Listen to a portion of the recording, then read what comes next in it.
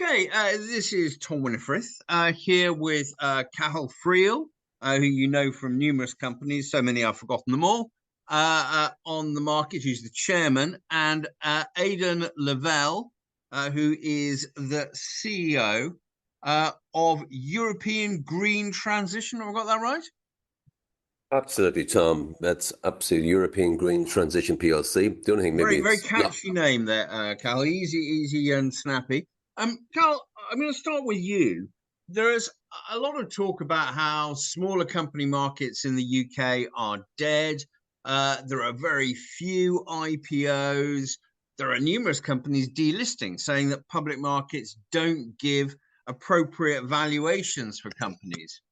Um, in light of that, it's rather curious that you're choosing to list, isn't it? Yeah, well, one slight edit is that I started out as chairman, but as you say, I'm across a few companies. So I'm currently chairman of HVivo and Poolbeg, and the good old AIM rules, I know we all love them, say you only can be chairman of two companies and non-exec of a third. So officially, I'm a non-exec director, but I'm kind of very hands-on 50% of the time. So I kind of, it's almost like a cross between a chairman and whatever else role I hold as co-founder and largest shareholder. That's only a qualification. I'm very hands-on along with Aiden here. But to answer your question, actually, funny, I have a slightly different view on AIM. I think that people kind of forget AIM is the name. There's alternative investment market. And you've got to work at companies going on to AIM. We've had fantastic with five of them. Amrit, we got the whole way up to 1.5 billion. Prior to that, before I was totally involved, it was Cove Energy. In 2009, I helped a lot in the background. I was very involved, got them a broker, rented them an office. And Cove was sold for 1.7 billion. So yeah, I think what's driving AIM, sort of people are a bit annoyed at the moment, is there's been huge redemptions from all the small cap fund managers. That stems from high interest rates. Your average small cap fund manager, pension fund manager, needs to get 5, 6, 7%. And for the last 18 months, you can get that risk-free in government bonds, particularly Treasury. So while interest rates were up there, a lot of people were, particularly pensions, pulling money in, not just out of AIM, out of everything else. If you stand back and look at NASDAQ and take out this magnificent seven, the Google, the Facebooks, all those big, I wouldn't use the right word for them, take them out. Most exchanges in the world have kind of moved sideways. And most exchanges in the world have had a torrid 2 years of doing IPOs. Because again, IPOs are led by the pension funds, and the pension funds are getting 5 or 7%, almost risk-free, guaranteed. They're not putting money in. The good news is, and we're almost like the early bird, I like being out the early bird gets the worm. The market is turning, absolutely. And it's very clear interest rates has peaked. How quick will it come down? That's to be seen. I think interest rates will come down quicker than most people expect. Because ultimately, who's the biggest debt holders in the world? The central banks. Before the great financial crisis, 2007, 2008, central banks around the world were in pretty good shape. Then you had the financial crisis. The wonderful investment banks in the world handed all their debt to the central banks. Then with the pandemic. So central bankers in the world are the most indebted in history. The only thing they do is they set interest rates. So it doesn't take much sort of brain cells to realize, well, the central bankers cannot afford to keep that interest rates up there for too long. So I think, yeah, second half of this year, it went up from, if you think about it, almost 0 to 5% in 18 months. So it could, I don't think it'll ever be zero again, but 1.5% is a good place to be. So yeah. So you think that the IPO cycle and the general market sentiment will turn, which will obviously help you. Remind me, you listed at 10p, is that correct? Correct. We're trying to copy everything we did with Open Orphan. Okay, and what's the share price today? I think we're up about another few percent today. 12.5p, 25% on IPO of last week. So what's not to like about that? Okay, indeed. What's the market cap at 12.5p? That is a good question, Tom. We listed at 14, so market cap must be about 16.5, 17 million, I think. Okay, and how much cash have you got? We raised 6.4 pre-expenses. Expenses were very minimal, so we're not short of some high, pretty close to £6 million. How did you manage to raise that cash if all the small cap pension funds are sort of closed for business? And Aiden, by the way, I'm going to come to you. Don't go away. I apart from some hard work, but again, kind of lucky. We have a very loyal following. People who come in to say the Open Orphan, who would have come into Amrit and gone back to the good old days, Fastnet Oil and Gas. So we've a very strong, loyal following. But we've had small cap fund managers who came in, a number of them. So yeah, so I think where it is that we got away because people trust us and know us. The small cap fund managers are starting to invest. So for a lot of companies, they're holding back. But if you've been out, this is our fifth IPO. And look, I'm uni focused. We raise the money and we make sure and try and get a return on our shareholders. Some other companies, we both know, raise the money and they don't seem to realize they've got a public share price. They ignore it till they want to raise money again. Okay. Aiden, we know about Cathal's background. What's yours? Well, I'm a geologist by training, so I've studied in Ireland and also the Camborne School of Mines. So I have 16 years industry experience, mainly across AIM companies, and I'm a chartered geologist. So while Cathal and his team bring a lot of financial and M&A expertise, I'm more on the technical side and managing the current projects in the portfolio. And that includes a really exciting rare earth project in Sweden, and then also reviewing other opportunities. Yeah, now this is the company, as I understand it, has two strategies, and the aim is to go across the green energy spectrum. So it's not just mining green energy assets; it would also be producing green energy assets. Is that correct? Yeah, Tom, I might jump in there. And look, given the fact that my uni focus, I'm usually always the largest shareholder in this IPO. We're all locked up for 3 years, all pre-IPO, but I also put £300,000 sterling in at the full 10p. So I'm very conscious that we can make money. Aiden's we know Aiden for a long time. He's been involved in geology, but look, many of us know one guaranteed way to lose money is to set up a small mining company, raise money. There's so few miners have ever made money for the investors. The big ones do. And I think what we're trying to do is make sure we have a broad spectrum. As the name exactly says, it says European green transition. So anything to do with that transition to green energy in Europe has to have a European focus. As we know, the world is moving away, slower, faster, depends, from hydrocarbons. So we've got some amazing assets. Aiden will tell you more about in a moment, rare earth assets up in Sweden. But then we have a range of other things we're working on. We're keeping them relatively quiet, such as e-waste. And the e-waste is a bit like the small pharma services part. It's very fragmented across Europe. E-waste being the flat screen TVs we're all looking at, and DVDs, all that good stuff. It has to be collected. And believe it or not, we can all be miners, our backyards, everywhere there's discharged electronic goods in Europe. The money can be made for them. We're looking at that. We're looking at actually carbon credits in the good old bogs of northwest coast of Ireland, the tens of thousands of acres, carbon storage. The EU will pay to maintain them rewilding. That's the broad spectrum. And then we're also looking at recycling of tailing projects in or around Europe. So, and then there is, on top of that, there's solar.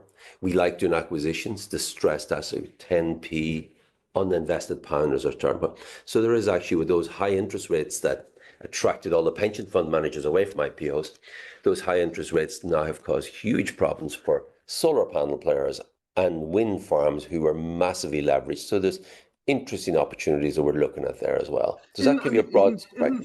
Solar, I'm going to go I realize this is sort of right at the tail of your interest, but solar, and I think as you're aware, Cathal, I'm a little bit of a climate change skeptic. It's a commodity industry, and what we've seen is the Chinese dumping panels on the rest of the world, and there's a reason that solar producers are distressed. It's not necessarily interest rates. It's also just that it's a commodity play and you get rubbish margins. And when you have Chinese dumping and subsidizing their own players, isn't that going to knock everybody out of the park? Yeah, actually, believe it or not, I have a slightly controversial view. I'm not saying I agree or disagree about the climate change piece, but the solar panels, as they always say in America in the movies, God bless America. But when it comes to solar panels, I would say God bless the Chinese, because at the moment they're so cheap. Our friends in the Netherlands are using them as solar panels for making making fences. I saw that. Yes, I mean, that doesn't that say it all? Yeah, but what that says, Tom, is that now, and another stat I only found out in recent weeks, now I've got into the difference between a solar panel productivity in the Sahara, where it's sunshine every day of the year, and the solar panel in Wales or Ireland or England is only 12% efficiency. So believe it or not, those solar panels that we're all giving at the Chinese dumping on the world market have got so cheap, but they're solar. They're not, you don't need sunshine. They work on photoelectrons. In actual fact, southern Spain, Portugal, where it's very hot, they become less efficient. The back of the panel has to be kept cool. It's a bit almost like a heat pump. So the beauty about the Chinese dumping them, they have massively, look, there's nobody can compete with Chinese solar panels. So I wouldn't be going into the solar panel production. But the reality is if you can get solar panels so cheap, you can make garden sheds and fences out of them, then those things keep producing with no input, absolutely not, for 25 years. It's almost like a no-brainer. You can lash those on the roof of every building in Europe, anywhere there's a flat surface. The solar panels are so cheap, and it goes back to that thing because the Chinese. Okay. Does that make sense? That does make sense. There's a little break up there in the sound, but I know that does make sense. I understand where you're coming from now. You've only got 6 million quid. Is that going to be? I know geologists, Aiden. I know what you want to do with that 6 million quid. All of it. Is that all going to be given to Aiden for drilling in the ground, or is some of that going to go on acquisitions, or do you anticipate using your paper for acquisitions? Yeah, Tom, look, what I would say again, we're trying to copy. We did an open orphan. Open orphan, we raised, actually, believe it or not, 6.4 million on a pre-money of pretty close to 8 million at the share price of 5p. I would say this time we raised the exact same amount of money, 6.4 million, the pre-money of 8. But we made the share price 10p. So on that, we're putting a small amount, I would say about 1 million. So 20% of our money is to prove up that rare earths play in Sweden. We would look at putting a portfolio of rare earths assets, pulling them together, getting options, because the feedback, one of our shareholders is an advisor to the Sovereign Wealth Fund in Saudi Arabia, PIF, and he's an Irish gentleman. He's up there on their website. And he's telling us that the Saudis and all the sovereign wealth funds in the Middle East are saying, look, we own the black gold, i.e. hydrocarbons. We need to go to Europe and get some of this green gold, i.e. portfolio of assets that are green, and particularly rare earths. Rare earths is one of the few things the Chinese have little to none of. They process them, but they don't have them. So of that money, 20% will be allocated to Aiden's, let's say, the rare earths related. The rest will be to pick up. And if you think we did pretty well in open orphan days, bounced around 200, 220 million market cap with 40 million cash in the bank. That wasn't bad going. So if we can repeat that, and Open Orphan only did one secondary placing, and that was when we tripled the share price. I have a golden rule in the companies I'm involved in: never raise money till the share price at least doubles, if not triples. If we use shares for paper, it'll be very, very frugal. We don't want to dilute. Or as a grouping, I'm still the biggest shareholder. We won't. So we treat shares as lifeblood. So you're right. We will use some for acquisitions, but what we do, and is the benefit of being in M&A, we give a small bit of cash up front and a small bit of equity to get the asset. And then as the asset works, we'll give them milestone payments. So you can really leverage a small bit of cash a long way. Okay, now let's go to the drilling. I mean, that's going to be the near-term focus. The drilling is in Sweden. Aiden, how did you acquire these assets? Well, it's actually an interesting story. So the previous operator who held it was actually totally focused on another project. So this was a non-core asset for them. And eventually they actually surrendered it. And then what happened was two local Swedish prospecting companies applied for it on the same day, and they were each granted 50%. So they were then sort of limited with how they could move forward. So, and through some of our contacts, we managed to sort of step in and make them both an offer and consolidate the project. So we've ended up with 100% of it, and it's been moving forward quite nicely since we acquired it.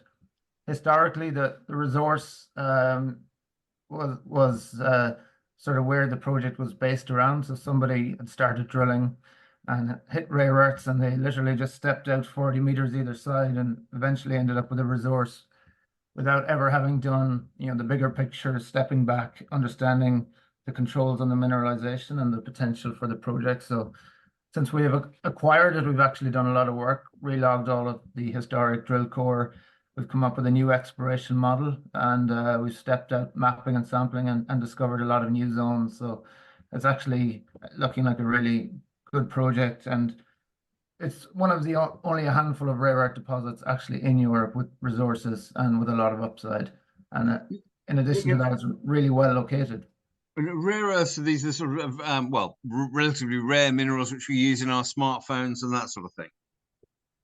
Yeah, they're crucial components of EV motors and also especially wind turbines. So they're the four main rare earth elements that are of value are super magnetic. So they go into very high efficiency motors, and then they're used in offshore wind turbines and onshore turbines and motors that can deliver a lot of power for the weight. So your typical offshore wind turbine could have up to 2 tons of these rare earth elements, and that means that they're easier to maintain offshore. It's a direct drive permanent magnet wind turbine and motor and generator. So sometimes you can do away with the gearboxes and you end up with a much preferable piece of kit for offshore that requires less maintenance. So yeah, they have a lot of uses. They're also used in a whole range of micro miniaturized motor devices. And there's a very strong market growing from around 9 billion last year to over 21 billion in the next 10 years. Yeah, the thought keeps coming across my mind. It sounds an awfully lot like your strategy, a bit like Pensana, run by Paul Atherley. Have you come across that company? And Tom, I might jump in there, and a little small footnote to our IPO documentation was where we really make our money to go far. If you think the ones that are most successful companies was Open Offer and took over Venn, which is a bit of a basket case, then Open Offer and took over hVivo, another public company. Both of them we acquired for 10% of the prior market cap 2 years earlier. Amrit, likewise, we took over a number of public companies. So feeling is, yeah, Pensana, Rainbow, Mecango, there's a whole bunch of these companies have gone out and had a shot at rare earths. And you're right, we would know them very well. Our belief is there's a role for somebody to come in now and say, right, folks, move over. There's probably going to be one consolidator of a European-focused rare earth company. And I think my feeling is some of the best assets in the world today is sitting on the balance sheets of those distressed AIM companies. I love a challenge, I love a tangle, as you do, but I think what has happened is never waste a good crisis, Obama once said. So there is a crisis we started in the balance sheets of AIM companies. A lot of them cannot raise money. We went out and raised 6.4 without losing too much sweat and got very sticky money. We didn't go to any flighty money. So our belief, Tom, is that there is companies, we won't put names on them, but we think there's a play in rare earths that we could be the consolidator. As one subsidiary of our company, we're not going to be the rare earths focused, and then bring in our Saudi or bring in our Abu Dhabi or Qatari friends. And the irony of irony mightn't be lost on you. It's a Qatari-owned investment bank did their IPO, Panmure Gordon. Panmure is basically owned by Bob Diamond and the Qataris. So our view is we would probably start putting together a portfolio of rare earth assets, and we mightn't pay very much. We might take options on them that could be very attractive to the Middle Eastern sovereign wealth funds. And that's where we go. We've got lots of experience as small cap, Pensana, Mecango, everybody else, trying to do everything. Small companies should find it and sell it or bring in the big guys. That's really what you do. It's small mining companies should be no difference to the life science, the pharma, the hydrocarbons. Small guys and girls should find it. Then you bring in the big heavy lifting. So that's what we think everybody else is doing it wrong. They raise money. They try to do too much. And Aiden and the team are up really scoping out what we have in Sweden. There's some other rare earths players around in Sweden, so rather than fight with them, we always believe, why not put it all together? And our uni focus is how much we can double or triple the European green share price in the next 6 or 12 months. Okay, can I go back to Aiden before we're away from the finances? Aiden, did you say that the resource in Sweden there was already a resource? Was it already a commercial size resource before you started work, or am I jumping the gun?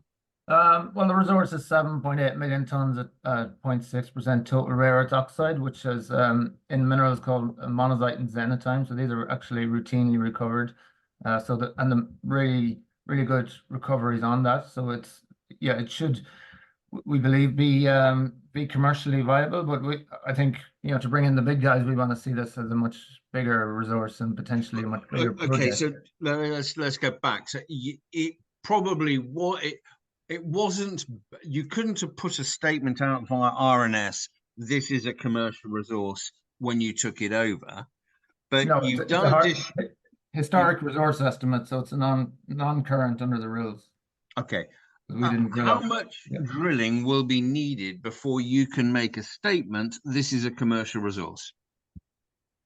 Well, how long is a piece of string? You can set your target for how big the resource you want, and then do the drilling to that. So, with about 5,000 meters of drilling, we can get a measured and indicated resource, upgrade the historic resource to measured and indicated. But we've discovered a lot of other zones. Some of them look like they're even higher grade, and so we'll also have an exploration drill program to test those, because that will really show that the project has much better potential. And the £1 million that's been allocated will be enough to fund all of that. Yeah, £1 million will go a long way in this project. It's very accessible, logistically very easy. It's you basically you can drive a car right to the deposit itself, and we've good access. It's all on commercial forestry land. Much of it has recently been felled, so logistically it's very straightforward. Okay, and so am I got this right, or am I getting it wrong yet again? If you were to get to the stage where you had a hugely commercial prospect, the intent would be to sell it. I could probably jump in there. No, I wouldn't say we're not going to be carpetbaggers and selling it. That was always a view people had in me in Open Orphan. Now, 7, 8 years later, HVivo was literally printing money for us. The intention would be we would never do the heavy lifting. I think that's what kills small cap anything. Small cap, nimble, fast, find it, then bring in the big heavy lifters. And as a heavy lifter, sovereign wealth funds? We don't know. Is it some of the big miners? Our belief is, and Europe is needing post-pandemic. We saw Europe and United Kingdom where I'm dual listed, but I'm also dual passport. I'm a proud holder of a British passport and an Irish passport, so I can play both sides. But pandemic PPE had to come from China. Post-Ukraine invasion, Europe was shit. We're totally dependent on Russian gas. So I think Europe has had two frights, and I mean Europe being including the United Kingdom, Ireland, everything. Not talking about an EU. Is Europe the landmass? And I think going forward, Europe is not going to want to be dependent. I think Europe is going to bring in as many solar panels as the Chinese can produce. It's a bit like if somebody's producing really cheap sliced bread, well, don't compete with them. But it's the higher value items that China still hasn't conquered, such as rare earths, that Europe's going to get good at. So I think what's happening in Europe is that, yeah, they'll want to protect the rare earths. They will import some of them. As Aiden said, every wind turbine in the world needs half a ton for onshore of rare earths and multi-tons. People think actually of smartphones when you come to rare earths, but the vastly bigger market is the wind turbines. As we all know, Europe is very, very keen on wind. It's probably the windiest part of the world. And I fly into the London City Airport every week. I flew in there last week, and you can see that the big offshore wind turbines are piling out offshore. So no, it's a good niche to have. I emphasize we are looking at lots of. But Tom, what was that? I said, not if you're a bird, it isn't. But I'll let you carry on. Yeah, so birds. Yeah, you could say that maybe there's too many birds around. It controls them. They learn to fly away. Well, actually, believe it or not, the tops of the turbines now they put almost like a sonic thing that frightens the birds away from miles away. A bit like the sonic things. I had a rat or a mice infestation in my garage a few weeks ago. Killed a few of them. Put this thing, a sonic thing, and bloody hell, the little lads disappeared. So yeah, with the birds' issues with the wind turbines, there's a sonic. It's going on top of them, and the birds know to keep clear of them. No, look, being honest with you, I actually think that we've got an angle of consolidating, now use the words, taking assets from other AIM companies. We know some AIM companies, they're very keen in paying the management teams. I'm probably the most overpaid AIM executive director. I'm on £25,000 a year. but I have a very large stake, so I get paid on my equity always. But the angle for us, we think we can get assets, not companies, from other AIM companies as well. But there's other assets out there beyond these rare earths. I just think it's a great space at the moment. I've never been more excited about it. I emphasize that HVivo now is printing money. It doesn't take too much time. Poolbeg is work in progress. We have a lot of work. I've stepped up as executive chair, so 50% of my time now is going to be very much developing European green, driving it forward, working closely with Aiden and a very small team. And then the other 50% is driving Poolbeg. We have unfinished business in Poolbeg. We've got to double or triple that share price. And that's We'll do a podcast on Poolbeg shortly, Cathal. Just going back then, on a 6-12 month time frame, you've talked about how you're going to double or treble the share price, which would be great. That will be done partly by Aiden and drilling results in Sweden. Should I also assume that there will be corporate activity as well? Oh, absolutely, Tom. I should be fired if we don't do a decent bit of M&A. Hold him to that. Hold him to that. Okay. 25,000 cost saving. Yeah, exactly. No, look, Tom, I think to grow a small company, look, it's a recurring theme. Every small company I've been involved in, we've done 5 of them, this is our 5th. It's M&A. It's where the best assets sits on somebody else's balance sheet. We really love this asset in Sweden, but I say it's a maximum of 20% of our money is going to go there. There's something wrong. Look, a company I made good money, took them a long time, was Jubilee Metals. They did tailings recycling in Africa. Now, I was an investor early doors that finally got it right. That was polymetals. Europe's got lots of old copper mines. Europe's got lots of other old mines. So I think you might see us taking an option over something like, because Ursula van, keep calling her Anderson van Leyden, said 25% of all key metals in Europe now must be recycled. So some of those are in old tailings in Europe. So that's an area. And this is the big one is, look, the easiest way you can de-waste, there's lots of little mom and pop stores across Europe doing e-waste recycling. We think we can consolidate those as well. So yeah, the M&A is the driver of every one of our public companies. Okay. Thank you very much for this podcast. We'll do another one in a couple of months when we'll mark your homework to that point, both Aiden on the ground and Cathal with his corporate deals, Cathal. And we'll do a Poolbeg one maybe next month as well. Does that sound okay with you two? Absolutely, Tom. Yep. Definitely. Hold us to that. We like being held with our feet to the fire. Okay. No, I'm looking forward to you getting fired in a year's time, Cathal. Yeah, massive saving, 25,000. Speak to you soon. Thanks, Tom. All right, thank you.